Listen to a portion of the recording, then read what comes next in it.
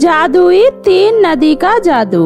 बहुत समय पहले की बात है। मध्य प्रदेश के एक छोटे से गांव में तीन सहेलियां पूनम, रानी और कविता रहती थी। तीनों में बहुत ही घनिष्ठ मित्रता थी। वह तीनों हमेशा एक साथ ही रहते थे। वो कहीं भी जाती तो तीनों हमेशा साथ ही जाया करती थी। तीनों सहेलियों में पूनम सबसे ज्यादा समझदार और दयालु थी। एक बार की बात है।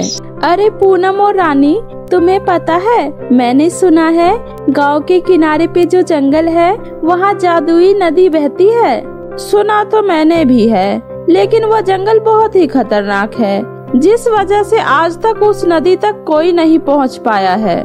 क्यों ना हम तीनों मिलकर उस जंगल में जाकर उस जादुई नदी को ढूंढे। अरे जरा सोचो, अगर हमें वो जादुई नदी मिल गई तो हम बहुत जल्दी मालामाल हो जाएंगे। क्यों पूनम, तुम क्या कहती हो? यार वो तो है, लेकिन मुझे बहुत डर लग रहा है। ये काम इतना आसान नहीं है, इसमें बहुत खतरा भी है। यार पूनम, तू भी ना हर काम में ही डरती रहती है। अरे बिना रिस्क के किसी काम को करने का मजा ही क्या है। चलो ना, एक बार चलकर देखते हैं। कोशिश करने में हर्ज ही क्या है। ठीक है, जब तुम लोग इतना बोल ही रही हो तो एक बार चलकर देखते हैं। तुम लोगों के लिए तो मेरी जान भी हाजिर है। और फिर तीनों सहेलियां हंसने लगती है और तीनों सहेलियां फिर जंगल की तरफ निकल जाती है। काफी दूर तक चलने के बाद भी उसे जादुई नदी कहीं नजर नहीं आता है और वो लोग जंगल में काफी चलने के बाद थक जाते हैं। यार अब मुझसे और नहीं चला जाएगा, मेरे पैरों में बहुत दर्द हो रहा है। थक तो हम सब भी गए हैं, लेकिन यार जब हम इतनी दूर आ ही गए हैं तो बिना उस जादुई नदी को ढूंढे वापस नहीं जा सकते। चलो थोड़ी देर के लिए इस पेड़ के नीचे बैठकर आराम करते हैं। ठीक है, चलो। और फिर तीनों सहेलियां एक पेड़ के नीचे बैठकर आराम करने लगती है। तभी उसे वहां एक शेर के दहाड़ने की आवाज सुनाई देता है। दोस्तों अब जल्दी करो, अभी यहाँ रुकना खतरों से खाली नहीं है। हमें जल्दी ही इस जगह से निकलना होगा। और फिर तीनों भागते हुए वहाँ से काफी दूर निकल जाते हैं, लेकिन उन्हें वहाँ कोई भी जादुई नदी दिखाई नहीं देता है। यार हम इस जंगल में तो फंसते ही चले जा रहे हैं। इतना देर हो गया, लेकिन हमें यहाँ कोई जादुई नदी तो क्या, कोई मामूली नदी भी नजर नहीं आ रहा है। अब हम इस जंगल से बाहर कैसे निकलेंगे? दोस्तों मुझे माफ कर दो, अब तो मुझे भी डर लगने लगा है। अब मुझे यकीन हो गया है कोई जादुई नदी नहीं है। ये सब अंधविश्वास की बातें हैं और हम उन्हें सच मानकर इस घने जंगल में आ गए। अब हमारा क्या होगा? अब हम घर कैसे जाएंगे? नहीं यार, ऐसे मत बोलो। लोग बिना वजह ऐसे ही कुछ भी नहीं बोलते हैं। उनकी बातों में कुछ न कुछ जरूर सच्चाई होती है। जादुई नदी है तभी तो लोग उनका जिक्र करते हैं। मुझे लगता है जादुई नदी यही कहीं है। तुम्हें अगर यकीन है तो अब तुम ही ढूंढो। मैं तो बहुत थक गई हूँ, मैं यहाँ बैठकर आराम करती हूँ। अब हमें इस जंगल से वापस जाने का रास्ता ढूंढना होगा। तभी पूनम को पानी की सरसराहट की आवाज सुनाई देती है। दोस्तों तुम्हें पानी के बहने की आवाज सुनाई दे रहा है? समझो जादुई नदी मिल गई। हाँ, आवाज तो पानी के बहने की ही आ रही है। फिर चलो आवाज की तरफ बढ़ते हैं। समझो जादुई नदी मिल गई। इतना बोलकर तीनों उस पानी की आवाज की तरफ बढ़ने लगते हैं। थोड़ी दूर चलने के बाद वो देखते हैं कि वहाँ कोई एक नहीं बल्कि जादुई तीन नदी बह रही है। तीनों नदी दिखने में बहुत ही ज्यादा अद्भुत और भव्य था। तीनों सहेलियां उस नदी को देख खुशी से झूम उठती है। उसके खुशी का तो मानो ठिकाना ही नहीं रहता। तभी वहाँ पर एक आवाज आती है। इस जादुई नदी में तुम तीनों का स्वागत है। इस तीनों नदी में 3 नाव लगे हैं। तुम तीनों इस नाव में बैठकर प्रकृति के इस बनाए गए अद्भुत जादुई नदी का आनंद ले सकती हो और अपने मन मुताबिक कोई भी एक चीज इस जादुई नदी से अपने साथ ले जा सकती हो। लेकिन याद रहे, लालच में नहीं पड़ना। यह सुनकर तीनों सहेलियां खुशी खुशी 3 अलग अलग नाव में बैठ जाती है और जादुई नदी का आनंद लेने लगती है। उन्हें बहुत मजा आ रहा था। पहली नदी में पूनम जाती है।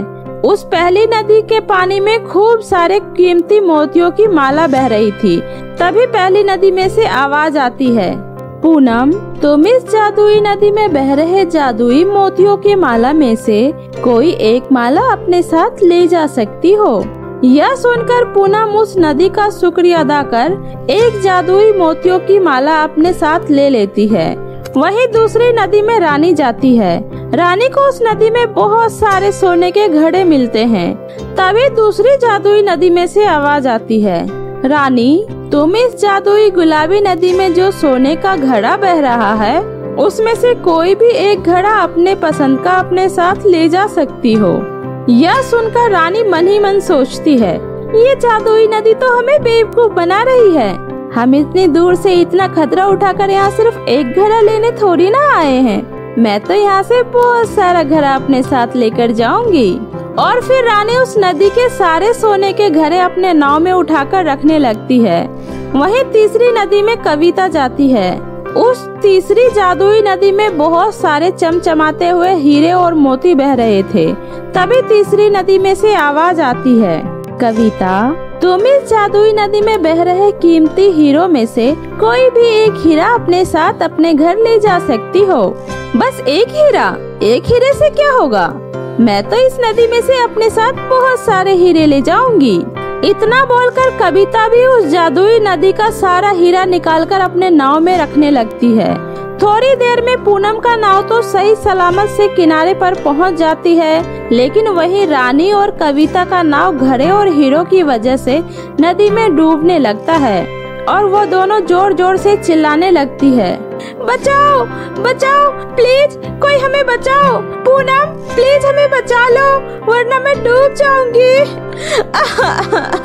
बचाओ बचाओ, जल्दी से कोई मुझे इस नदी से बाहर निकालो वरना मैं डूब जाऊंगी। पूनम, कहाँ हो तुम? प्लीज पूनम, मुझे बचा लो, बचाओ, मैं डूब रही हूँ। प्लीज भगवान हमारी हेल्प करो।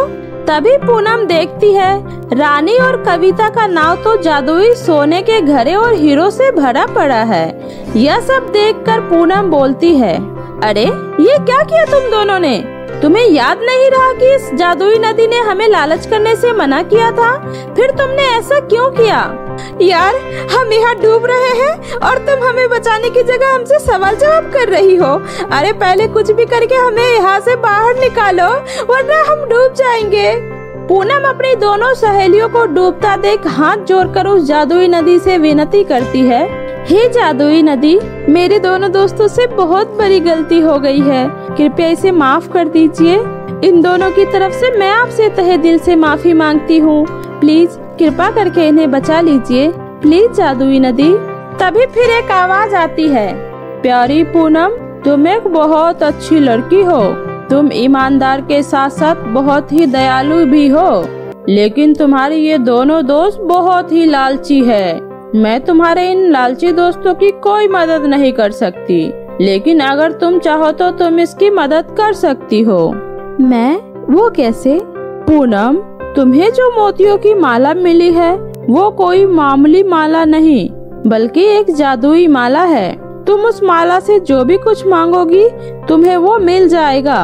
आपका बहुत बहुत धन्यवाद जादुई नदी।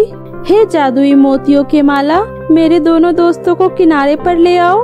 पूनम के इतना बोलते ही उसकी दोनों सहेलियां उसके पास आ जाती है।